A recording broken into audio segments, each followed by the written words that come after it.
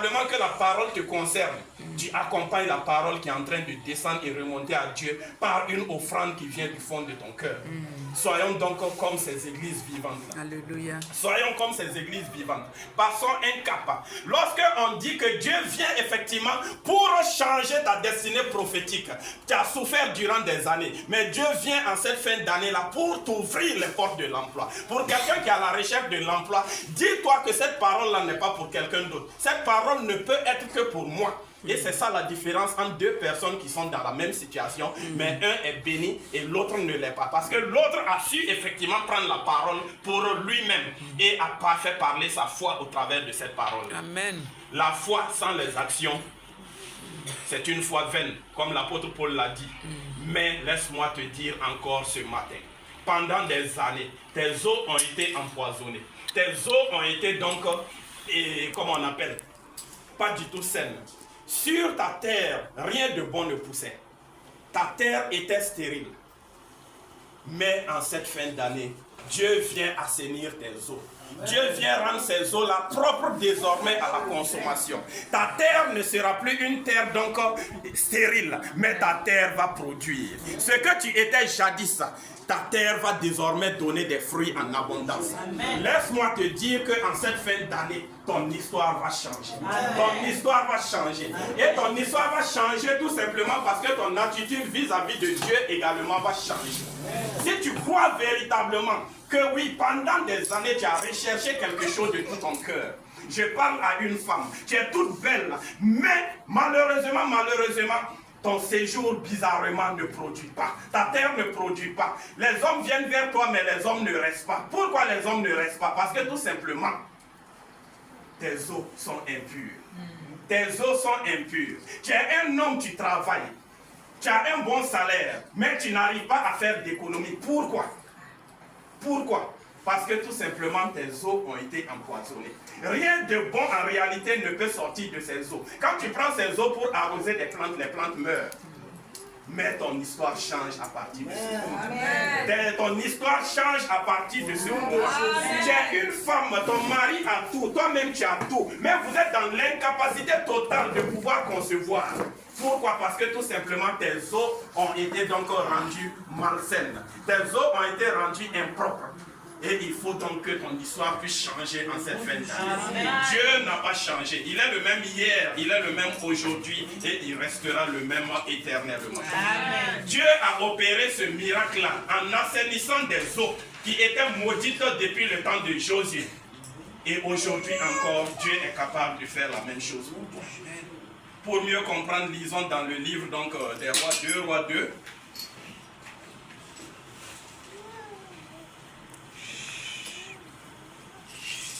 Deux Rois, chapitre 2.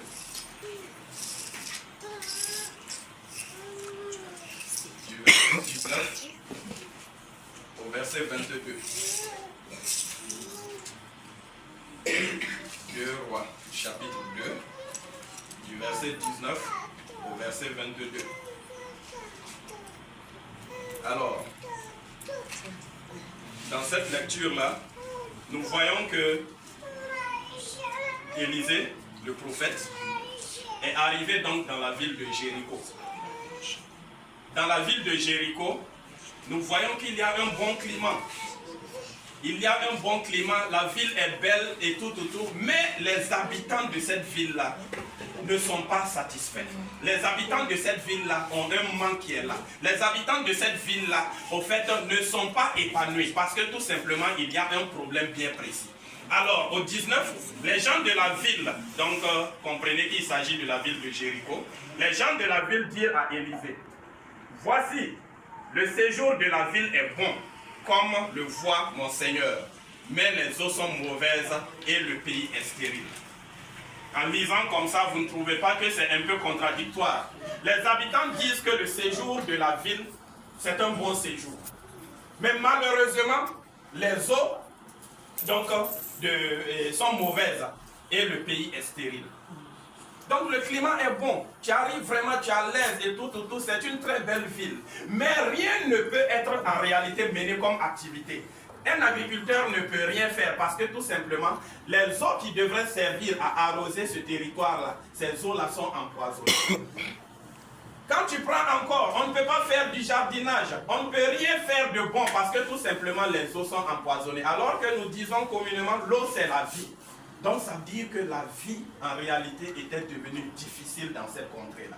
Donc à l'instar effectivement de ce que les habitants ont dit au prophète Élisée. Peut-être que toi aussi tu dis, Seigneur, tu vois bien ma maison est bien belle, mais je n'ai pas d'enfant dedans. Le séjour de ma maison est agréable, ma maison est climatisée, ma maison a tous les meubles qu'il faut. Mais voici la situation qui est là comme tu peux le voir. Comme tu peux le voir. Seigneur, tu m'as donné un bon emploi, mais malheureusement quand je prends l'argent, l'argent ne reste pas. Seigneur, tu m'as rendu une personne belle. Quand je regarde, je suis un bel homme, je suis une belle femme. Mais Seigneur, je n'arrive toujours pas à me marier. Pourquoi? Parce que tout simplement, le pays est stérile. Les eaux ont été empoisonnées en toi et le pays est stérile. Et pour encore comprendre d'où vient en réalité cette malédiction sur la ville de Jéricho et donc les eaux, il faut aller dans Josué 6. Vous aurez le temps de lire ça après et vous allez comprendre. Lorsque donc Josué en réalité, par la complicité donc de Rahab la prostituée et ses hommes ont pu donc s'accaparer donc Jéricho, Josué a maudit en réalité la ville de Jéricho. Et il a dit que toute personne donc qui voudra rebâtir cette ville va le payer au prix donc de la mort de son premier fils. Et lorsque la personne voudra encore poser les toits de cette maison-là, il va le payer au prix donc de la mort de son dernier fils. Donc voici d'où vient la malédiction de Jéricho et de ses eaux durant toutes ces années-là. Mais Dieu est amour. On dit que le péché est rentré au monde par la faute d'un seul homme. Mais Dieu est venu par amour aussi sortir le péché là par la grâce d'un seul homme, à savoir Jésus-Christ. Donc voici la malédiction qui pesait sur Jéricho depuis des centaines d'années. Et quand le prophète donc a eu cette nouvelle, il dit au vin, apportez-moi un plat neuf et mettez-y du sel. Et ils le lui apportèrent. Qui peut me dire pourquoi donc Élisée demande aux gens d'apporter un plat neuf? Un plat neuf, pourquoi? Parce que tout simplement, il veut faire quelque chose de nouveau. Les plats qui ont déjà été utilisés dans le temps sont toujours sous, en réalité, le poids de la malédiction. Mais Dieu veut faire quelque chose de nouveau. Élisée n'agissait pas par son propre chef, mais Élisée, au fait, agissait conduit par l'Esprit du Dieu vivant. Voilà pourquoi donc Dieu, par amour, dit d'apporter un plat qui n'a jamais été utilisé. Et il mit donc du sel dans ce plat neuf-là. Ce plat-là qui n'est pas maudit, ce plat-là qui ne contient pas les traces donc de la malédiction. Et on dit quoi? Il alla vers la source des eaux et il y jeta du sel. Et dit, ainsi parle l'Éternel, j'assainis ces eaux.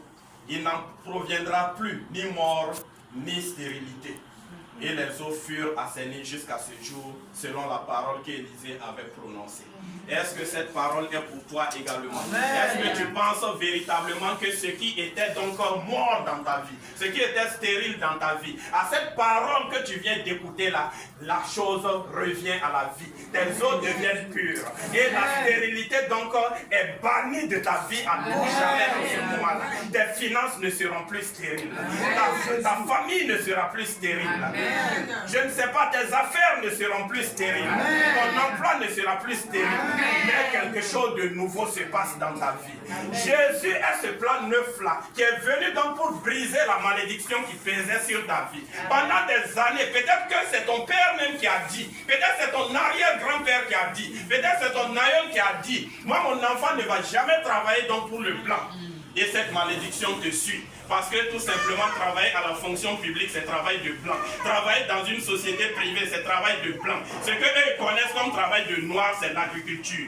Ils ont dit, peut-être en ce moment-là, sur leur fétiche, aussi loin que, en tout cas, ma descendante ira, ma descendance ne va jamais faire travail de blanc. Et voici, tu es bipé constamment par le village. Tu es bippé constamment par le village. Mais laisse-moi te donner cette bonne nouvelle ce matin. Parce que tu as entendu cette parole ce matin et parce que Dieu n'a pas changé. Dieu est toujours ce même Dieu d'Élisée. Parce qu'il est appelé encore le Dieu des esprits des prophètes. Que ce matin, la stérilité, la malédiction qui pesait sur ta vie soit brisée au nom de Jésus. Que parce que tout simplement Jésus est amour. Parce que Jésus est venu payer le prix pour toi. La malédiction n'a plus de prix en réalité dans ta vie. On dit quoi? Il était considéré comme maudit. Toute personne donc qui était pendue au bois. Jésus a accepté d'être pendu au bois pour que toi et moi nous soyons donc délivrés de la malédiction. Voilà pourquoi donc la malédiction ne pèse plus sur toi. La malédiction ne pèse plus sur ta famille. La malédiction ne pèse plus sur tes enfants. Parce que Jésus a payé le prix pour toi. Ton pays ne sera plus stérile. Ton pays ne sera plus stérile. Le séjour de ta maison sera agréable. Et le séjour de ta maison sera accompagné de cris de joie. Si Dieu pouvait tout simplement donc faire voir à des personnes que l'argent ne fait pas tout. L'argent ne fait pas tout. Combien de femmes aujourd'hui ont des milliards, mais cherchent simplement un seul enfant et n'arrivent pas à avoir? Combien d'hommes ont des milliards et auraient donné ces milliards-là pour avoir un seul descendant? Mais à toi, Dieu a fait la grâce. À toi, Dieu a fait la grâce. Beaucoup de personnes aujourd'hui sont obligées sur les réseaux sociaux. Pourtant, elles ont tout. Tu regardes, c'est une belle femme. Elle a tout où il faut. Elle a même des milliards. Mais elle est obligée de lancer SOS sur les réseaux sociaux parce qu'elle n'a pas de mari. Elle n'a pas de mari. Personne ne la voit. Ou du moins, les gens la voient, mais les personnes ont peur de l'approcher parce que tout simplement, ses os sont contaminés. Mais aujourd'hui, la bonne nouvelle, comme je te le disais, tu seras délivré effectivement donc de cette malédiction qui pesait sur ta vie. Les enfants seront délivrés de cette malédiction. Des frères même qui ne sont pas présents ici aujourd'hui seront délivrés parce que toi tu es présent. Tes soeurs seront délivrées de cette malédiction. Tu es la personne qui va faire échec à l'échec dans ta famille à partir de cet instant. Ta vie va changer et tu seras la personne qui va changer également la destinée de ta famille. Les parents qui l'ont fait, c'est pas qu'ils l'ont fait tout simplement pour te faire du mal. Ils ont cru bien faire en allant signer des alliances, en allant signer des pactes pour la protection de leurs enfants. Mais malheureusement, le monde change. Et aujourd'hui, voici donc ces choses qui sont en train de te maintenir dans une certaine captivité. Mais Dieu te dit que tu as la possibilité. Tu as la possibilité de changer toi-même ta destinée tout simplement en liant ou en déliant. Car il dit que ce que tu vas lier sur la terre sera lié dans les cieux. Et ce que tu vas délier sur la terre sera délié dans les cieux. C'est toi qui connais les réalités de ta maison. C'est toi qui connais les réalités de ton village. C'est toi qui connais les réalités de ton mari, de ta femme ou de tout ce que tu veux encore. C'est toi qui peux lier la situation. C'est toi également qui peux délier la situation. Si tu penses que les finances sont liées dans ta vie, Dieu te donne l'autorisation aujourd'hui de délier ces finances-là sur la terre. Et dans les cieux également, ces finances seront déliées. Si tu penses que ton enfantement a été lié sur la terre, aujourd'hui tu as la possibilité de délier cet enfantement-là. Tu as la possibilité de délier cet enfantement. Et cet enfantement sera délié également donc dans le ciel. Dieu est fidèle et bon.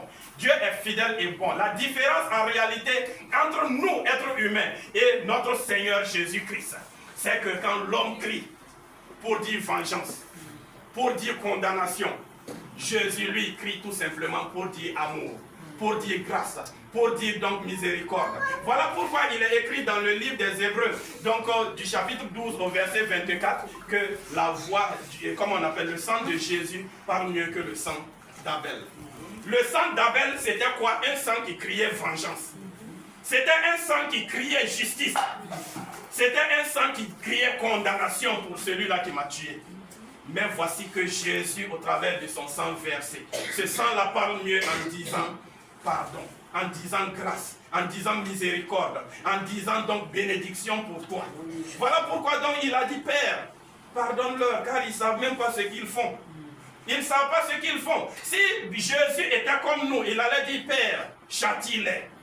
Châtie-les. Mais en versant son sang, il a tout simplement dit, Père, pardonne-leur, car ils ne savent pas ce qu'ils font. Voilà, ce qu'ils font là, ce n'est pas de leur faute. Voilà pourquoi lui-même encore, il dit, ou il disait avant donc de monter vers le Père, que nous n'avons pas à combattre la chair. Ce que nous avons à combattre là, c'est plutôt les dominations qui reposent sur la personne. Tu vas voir quelqu'un qui agit de façon bizarre. Mais ce n'est pas cette personne qu'il faut combattre. Il faut plutôt prier pour la personne, pour que les mauvaises choses qui sont en elle puissent donc la quitter. Et la personne sera une bonne personne. Pensez encore à Saul de Tarse. Pensez encore à Saul de Tarse. Qui pouvait croire que Saul de Tarse pouvait être défenseur de l'Église? Mais lorsque effectivement les choses qui étaient en lui l'ont quitté, il est devenu une personne formidable, une personne meilleure et une personne qui a opéré même des miracles au même titre que Jésus-Christ. Donc ce matin, la grâce de Dieu est là. Amen. La gloire de Dieu est là. Amen. Jésus veut faire quelque chose pour toi. Dieu dit à Moïse, personne ne peut me voir et vivre. Mais il dit cependant, tu verras ma gloire passer. La gloire de Dieu est en train de passer devant toi. Amen. La gloire de Dieu est en train de passer devant toi. Est-ce que tu peux réellement saisir la gloire de Dieu? Il dit à cette femme, femme, ne t'ai-je pas dit que si tu crois, tu verras la gloire de Dieu? Qu'est-ce qui t'empêche de voir la gloire de Dieu? Ta foi. Qu'est-ce qui t'empêche de voir la gloire de Dieu? Ta foi. Laisse ce matin ta foi te conduire. Laisse ce matin entendre la voix de ta foi. Comme cette femme-là pour qui on avait carrément donc fait une ablation de l'utérus. On a fait une ablation de l'utérus. Scientifiquement, il était impossible pour elle encore d'avoir des enfants. Mais le même gynéco, ou je ne sais quel spécialiste de santé qui avait regardé le cliché et pour dire, madame, c'est peine perdue, vous ne pourrez plus avoir d'enfants parce que l'utérus n'existe pas. Ce même spécialiste de santé encore, lorsque cette femme a rencontré Jésus-Christ, a pris le cliché pour dire, madame, félicitations, vous êtes enceinte. Félicitations, vous êtes enceinte. Pour dire que Jésus est capable de tout. Et Jésus confond la science. Parce qu'il est lui-même le médecin par excellence. Où les hommes ont dit que c'est impossible pour toi. Ce matin, Jésus vient barrer le IM là. L'impossible de impossible là. Le IM est barré et tout devient possible dans ta vie. Tout devient possible dans ta vie. Les hommes ont dit que tu ne vas pas enfanter. Ça, c'est les hommes qui l'ont dit. Les hommes ont dit que tu ne vas pas voyager. Ça, c'est encore les hommes qui l'ont dit. Les hommes ont dit que tu ne vas jamais connaître la joie. Ça, c'est encore les hommes qui l'ont dit. Mais qu'est-ce que Dieu dit de toi ce matin? Qu'est-ce que Dieu dit de ta personne ce matin? Dieu dit que tu vas enfanter. Amen. Dieu dit que tu vas vivre. Amen. Dieu dit que tu vas voyager. Amen. Dieu dit que tu vas saisir sa gloire. Amen. Et Dieu dit que le 29 décembre 2024, tu seras là pour témoigner donc des grâces de l'Éternel. Dieu n'a pas fini d'agir dans ta vie. Nous sommes au 15. Il reste encore une quinzaine de jours avant la fin de cette année. Les grâces qui reposent sur ce 12e mois, cette 12e porte, tu n'as pas encore fini de les voir. Amen. Tu n'as pas encore fini de les recevoir. Amen. Voilà pourquoi donc tu dois rester en éveil. Tu dois rester en éveil. Il faut remarquer une chose. À chaque fois que ta bénédiction est proche, c'est en ce moment que les tourments viennent dans ta vie. À chaque fois qu'une bénédiction est proche, c'est en ce moment que tout devient difficile dans ta vie. Tu n'as pas le droit de relâcher. Persévère et tu verras la gloire de Dieu. Amen. Imaginez même le père dans la foi Abraham. C'est quand Dieu a voulu le bénir que les choses bizarres ont commencé à venir dans sa vie. Dieu lui dit, fais le sacrifice de tant. Il a fait le sacrifice. Et c'est en même temps, en ce moment, ce même jour-là, que une grande frayeur est venue donc s'emparer de lui. Une grande frayeur. L'homme qui était là, qui vivait, il n'a jamais eu peur. Bon, jamais c'est trop dire. Mais ce jour-là, une grande frayeur s'est saisie de lui. Une frayeur inexplicable. Et il voulait donc veiller pour voir ce qui va se passer. Mais on dit quoi? Il y a un sommeil effectivement qui a voulu donc venir sur lui. C'est au moment où tu vas être béni que l'ennemi vient t'affaiblir dans ta prière. Si tu ne chasses pas cet esprit d'assoupissement, tu vas perdre ta bénédiction. On dit que des oiseaux de proie se sont abattus donc sur son sacrifice qu'il avait fait pour l'Éternel. Mais heureusement, il a pu chasser l'esprit d'assoupissement et il a chassé ces oiseaux de proie là pour garder son sacrifice intact. Je te prie ce matin, veille sur ton sacrifice que tu as fait. Veille sur ton sacrifice. Ne laisse pas les oiseaux de proie venir donc s'accaparer ce sacrifice-là. Ne laisse pas ces oiseaux de proie venir rendre ce sacrifice-là incomplet aux yeux de Dieu. Persévère toujours. Montre de la foi. Montre au fait encore de la conviction à Dieu. La seule chose que Dieu a créée, c'est la foi de l'homme. Il dit que sans la foi, il est impossible. On n'a pas dit difficile. Il est impossible d'être agréable à Dieu. sans ta foi, il est impossible. La parole de Dieu, comme la Bible le déclare, est comme donc la neige ou comme la pluie. Et cette parole-là ne descend pas et ne remonte à Dieu sans avoir accompli ce pourquoi elle a été envoyée. Ce matin, la parole de Dieu est sortie pour te dire que la malédiction qui pesait sur ta vie est en train donc d'arriver à son terme. La malédiction qui pesait sur la vie de ta famille est en train donc d'être arrêtée ce matin. Mais ce n'est pas moi qui vais donc en réalité arrêter cette malédiction dans ta vie. Dieu dit qu'il t'a donné l'autorité. C'est toi qui connais quelle est la difficulté de toi-même, ta famille. Ce matin, tu vas te tenir debout après. Et tu vas dire, Seigneur, voici effectivement ce que j'ai constaté dans ma famille. Les personnes qui vont à l'école arriver à tel niveau, ils s'arrêtent. Les personnes effectivement qui vont à tel niveau arriver là, rien ne marche encore dans leur vie. Il n'y a jamais eu de grands commerçants dans ma famille. Il n'y a jamais eu de personne qui ait pris l'avion dans ma famille. Il n'y a jamais eu de personne qui ait fait tant dans ma famille. Mais ce matin, je m'arrête là. Je m'arrête parce que tu dis que tu m'as donné l'autorité et le pouvoir. Je mets un frein en ce moment à cette malédiction. Je brise cette malédiction, non pas par ma force, mais au nom de ton Fils Jésus. Tu as cette capacité-là, tu as cette possibilité ce matin. Il y a des personnes, lorsqu'ils regardent sur leur lignée là, personne n'a jamais atteint même 60 ans. Personne n'a atteint 60 ans dans leur famille parce que tout le monde meurt de façon prématurée. Si tu es dans cette situation, tu vas dire, Seigneur, tu es toi-même la vie. Voilà pourquoi je proclame que la malédiction qui faisait que personne d'entre nous n'atteignait 60 ans là, cette malédiction est brisée au nom de Jésus. Et nous allons vivre. Nous allons atteindre le nombre d'années que toi-même tu voudras et non pas le nombre d'années que les hommes ont fixé. Peut-être que dans ta famille, tu vas remarquer que toutes les filles qui se marient, au bout peut-être d'un certain moment, les filles là se séparent de leur mari. Il y a une malédiction qui pèse. Et tu vas dire, la malédiction prend fin à partir de moi aujourd'hui. Je mets fin à cette malédiction. Mes enfants, mes petits-enfants, ainsi de suite là, vivront des mariages heureux et des mariages durables. Tu vas voir quelqu'un qui dira qu'il n'y aura jamais de millionnaire. Effectivement, quand tu regardes, il n'y a pas de millionnaire dans votre famille. Mais tu dis que toi, tu mets fin à la malédiction. Nous ne serons plus des millionnaires, mais nous serons même des milliardaires. Amen. Nous serons des milliardaires. Amen. Parce que tout simplement, c'est toi qui brises cette malédiction à partir de cet instant-là. Tu amènes un plan nouveau aujourd'hui. Ton plan nouveau, c'est ta foi nouvelle que tu places en l'Éternel.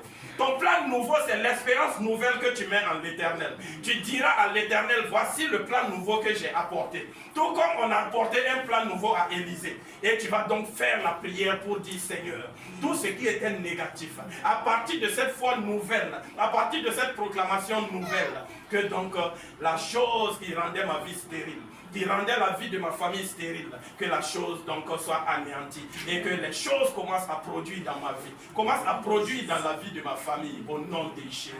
Dieu est fidèle, Dieu est bon. Dieu n'a pas changé. Dieu est toujours amour et compatissant pour toi.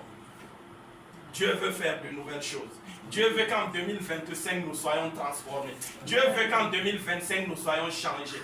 Dieu ne veut plus qu'en 2025 nous soyons cette église là où la louange et l'adoration se forcent, où la louange et l'adoration se négocient. Dieu dit qu'il veut des adorateurs en esprit et en vérité.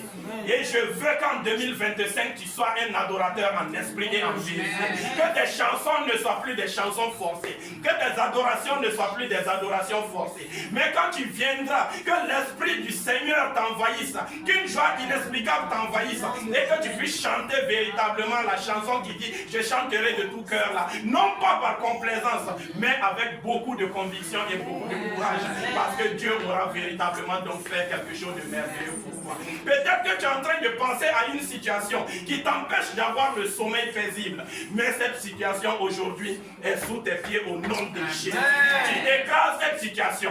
La situation peut-être t'a empêché de franchir un pas depuis des années. Mais aujourd'hui, tu vas passer. Aujourd'hui, tu vas passer. Aujourd'hui, tu vas passer. La plus belle image, c'est l'image de la croix de Jésus que tu déposes sur la situation, sur le trou, et ça devient un pont sur lequel tu passes désormais. Aujourd'hui, la croix de Jésus te fait passer. Aujourd'hui, la croix de Jésus te fait repasser. Tout ce qui était impossible pour toi devient possible. Dieu n'a pas changé. Tu vas te tenir debout. Étant donc dans la la présence de l'Esprit de Dieu qui est en train de se mouvoir encore dans ce lieu. Tu vas te tenir dans sa présence et tu vas donc, selon la situation que vit ta famille, selon ta situation que toi-même tu vis, tu vas dire, Seigneur, je décide aujourd'hui au nom de Jésus, au nom de l'autorité que tu m'as donnée, je décide de mettre fin à cette situation-là. Je décide aujourd'hui de changer la situation de ma famille.